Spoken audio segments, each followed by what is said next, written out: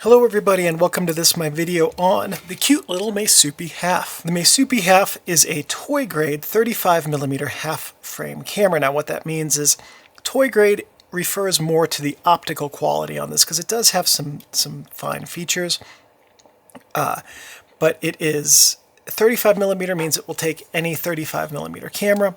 Half frame means that it takes images which are half the size of a normal 35mm image. You can see that here. That is the shutter window. We'll see that in just a minute, and that is the size of the negative. Now, despite looks, come on, you can close.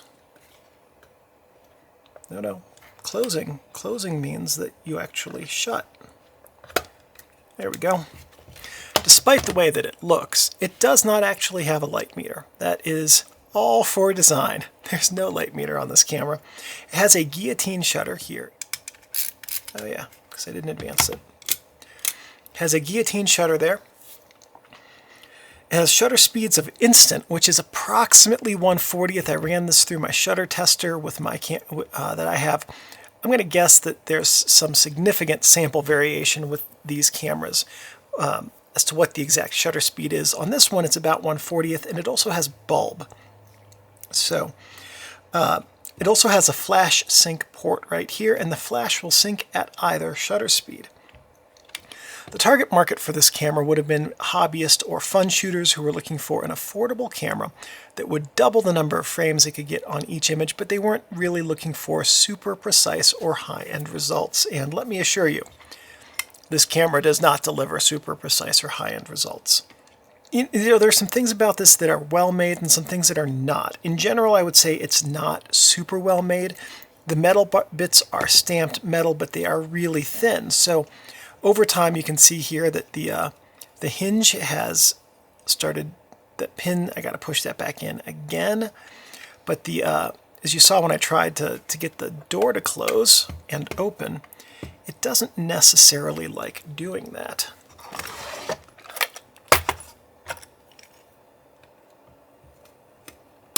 There we go. Maybe that'll help.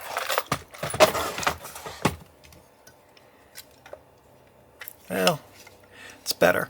The door is also just stamped metal, and it has warped significantly over time. So one of the issues, of course, with thinner pieces of stamped metal like this in cameras is that they do that. They tend to warp over time and not line up quite as well. This camera is also very usable because it has bulb and instant shutter speeds, as well as an actual flash PC pocket, which was a rare feature in similar cameras of the same vintage.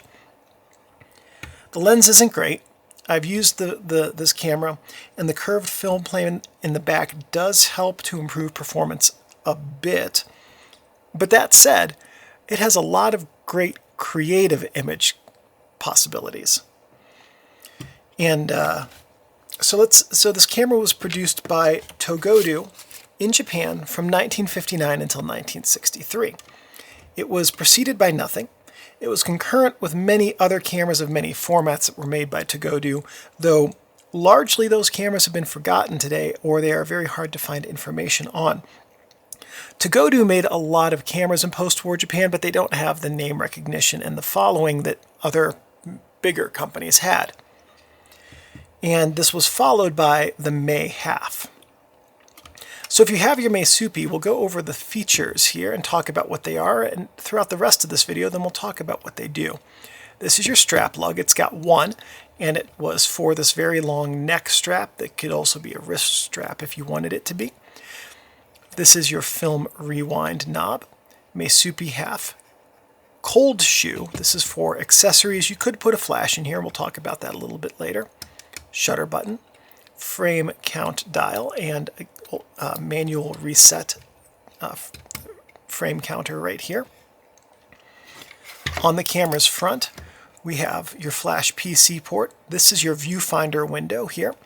This is your lens assembly. That's the actual lens, a 40mm f8 lens. This is your shutter selection dial, bulb, and instant. Over here is your aperture selection dial from f8 to f16. Now, unlike some other contemporary cameras, this does not have Waterhouse stops. It has an actual iris, an actual closing iris. Interestingly, you might not be able to see it in the lens, but it says it's got an f8 lens, but I have it stopped down, there we go, to f11, and I can't see the aperture, which tells me that realistically f8 is optimistic, and that this probably has an f11 lens just because of the that little barrier in front of the actual aperture. And then that's it for what's on the front of the camera. On the camera's back, we have the viewfinder window and the film advance. On this side, we have the film back release. On the camera's bottom, we have the tripod socket, and we have the film rewind button. To get inside of the camera, we lift up on the film back release and pull the film back open. Inside of the camera, we have the film cassette chamber. This is where we will load film in just a minute so that we can take photos. Here we have the shutter box, or shutter window, film take-up tension sprocket rather. This spins as you advance the film to help keep the film proceeding through the camera smoothly. Film take-up spool, this is what the film is taken up onto as it's used. And the film pressure plate right here, which is curved to match the curved plane of the shutter window. One quick thing is that this camera, even though it's easy to write this off as a useless toy, which I at first did, it is a legitimately fun camera to use because it's got a lot of really nice little features. I mean, realistically, it's got a very similar interface to the most basic aspects of something like an Olympus D3, or actually would be very much like one of the more streamlined Olympus half-frame cameras. Just optically isn't there. So as long as you set your expectations correctly to just get fun images with it, it can be a really usable camera. And one other thing to note is don't touch this film winding dial when you trigger the shutter, because that can cause the camera to shake and blur the film. That's just what it said in the manual. So I'm taking their word at it. Okay, while we have the camera back open, let's load some film. Here we have a roll of 35mm film. Within reason, any 35mm film will work. The shutter speeds on this being very slow mean that it's going to be better for slower films, like 200 and 100 will work just fine outside. 400 will work inside in a brightly lit interior. To load the film, we're just going to put it in here. Just going to put it in here. There we go. And that works. Now you might be able to see I had to put some felt down in the bottom of the camera there because there was a little bit too much room underneath the film, and it was having problems before I did that. So we're going to pull out a leader and we're going to feed it into the little tongue on this take-up spool here. There we go. Just hold the take-up spool and shove it in as far as it will go. We're going to drop the film rewind knob back into place. Advance the film. Shutter. Advance. Ah, so close. I thought we had it.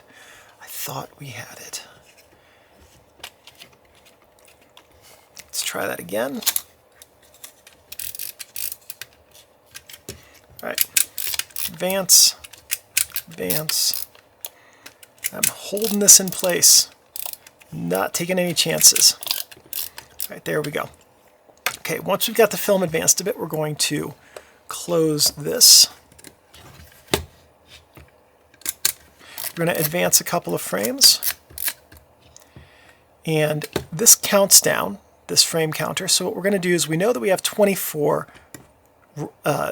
exposure roll of 35mm film. On this camera, that will be 48 frames. So I'm going to push this counting dial in until that little triangle coming off of it is at the 48. Now, each of the little hatch marks between the major numbers represents 2 frames. So since we've advanced it to the first frame already, we just set it straight to 48.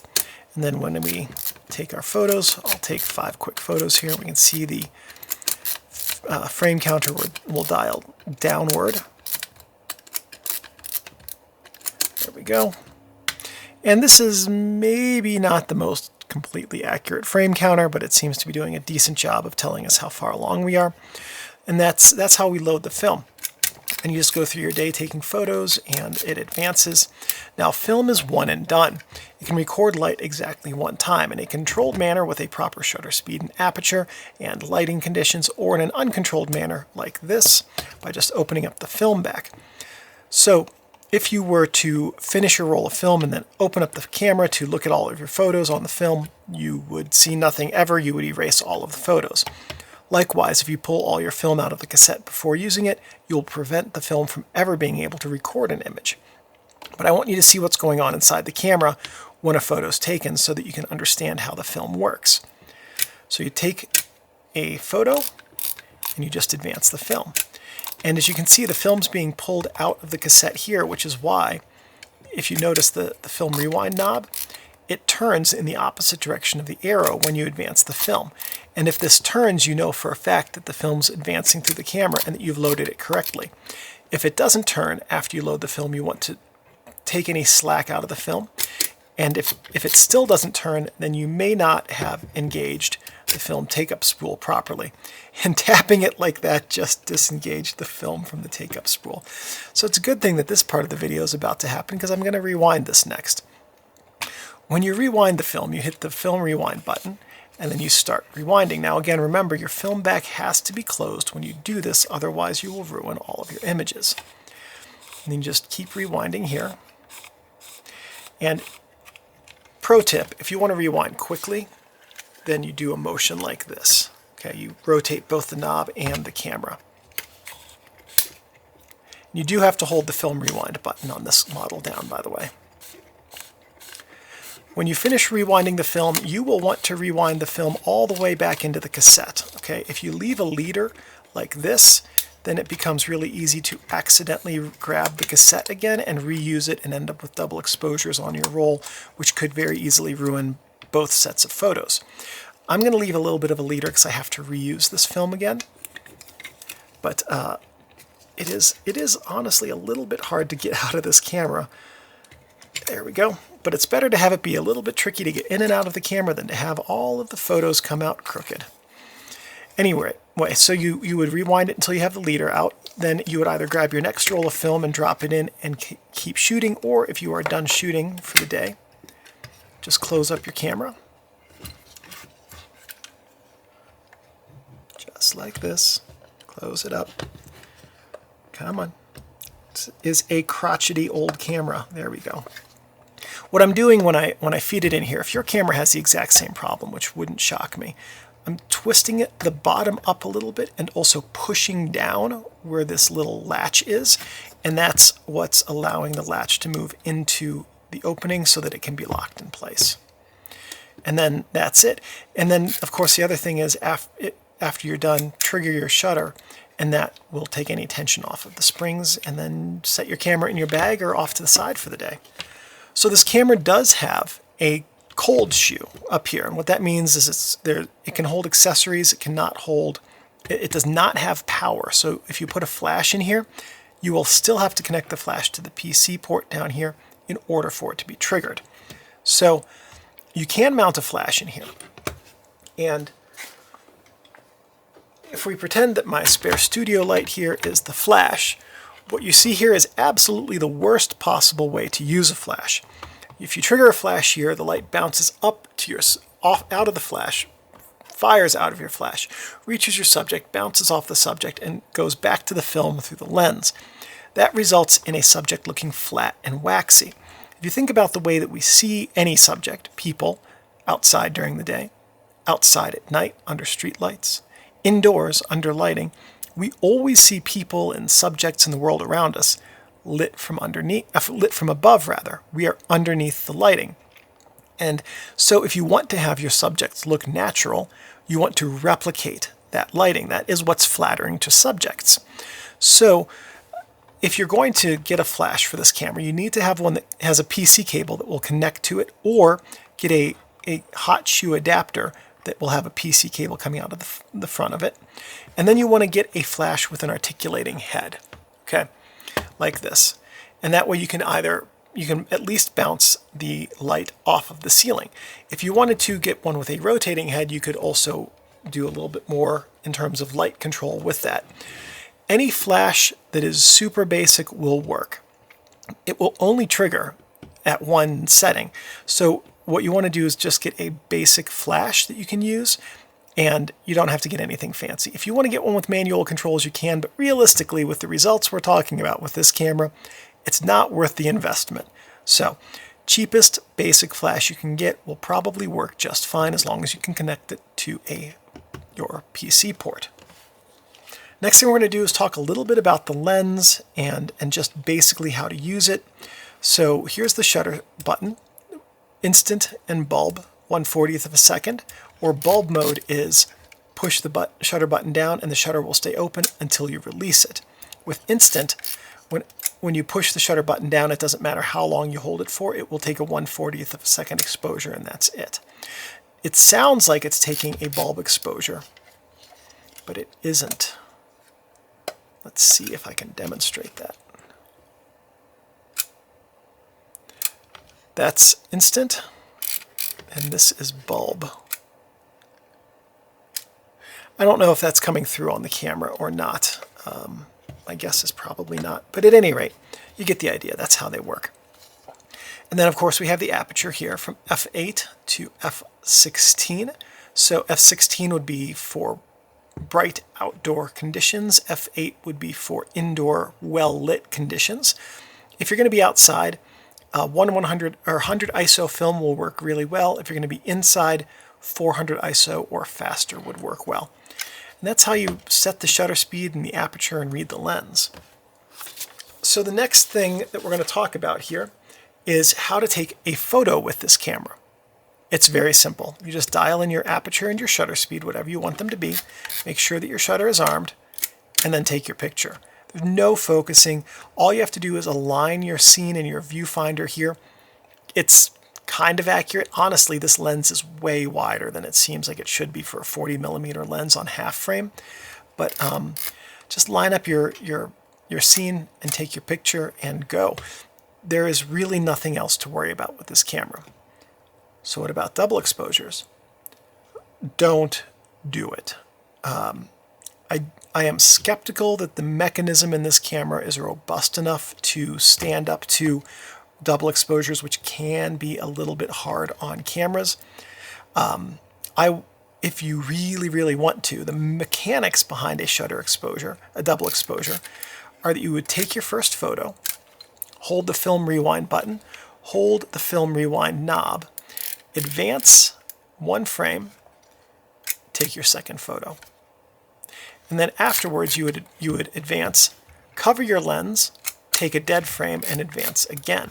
Now the reason for the dead frame is that when you take a photo after your double exposure, it takes a moment for the gearing to re-engage. So when you start advancing the film, you might not get a full advance of the frame, which means your next frame will partially overlap your double exposure, and that will probably ruin both frames. So if you take a dead frame, that guarantees that the film moves out of the way and gives you a clean section of film for your next photo. Some things not to do with your Meisuppi Half. You don't want to store the camera with the shutter ready to fire. So when you arm the shutter like I just did, that puts tension on some springs. Now it's not a ton of tension, but at the same time, if it stays like that for a while, the springs can develop a memory, which will affect the shutter speed of the camera, or potentially even render the shutter useless. So even if you waste a frame, it's fine. Just it's a half frame. You get a ton of shots per negative, or per roll of film rather. Just trigger your shutter before you put it away for the night or a few weeks, and that will help preserve the life of your camera. Also, don't let this get wet. It is not not weather sealed, and the mechanism could very easily rust, and that would ruin the camera for sure. And don't leave it in your car. You don't really have to worry about things like aperture blade oil or even shutter oil, frankly, with this camera. So heat's not really going to be super damaging to it. However, it could still end up being stolen and give somebody an excuse to break your window and take your camera. So you don't want to have that. And just remember that your Meisuppi Half is a precision tool and should be handled with care and respect. And as long as you take care of your camera will take care of you. Thank you for watching this video. Please give me a thumbs up. That lets me know that I'm on the right track producing content which is useful and helpful to you. If you have any questions or comments, please leave those in the comments section below. I'm pretty good about checking these every couple of days and answering questions. If you have any suggestions or ideas for future videos, and if I have the technical know-how and equipment, I'm more than happy to make those. One last thing. Thank you everyone for watching, and I'll see you in the next video. I gotta get up, Steinbeck. I have to turn off the camera.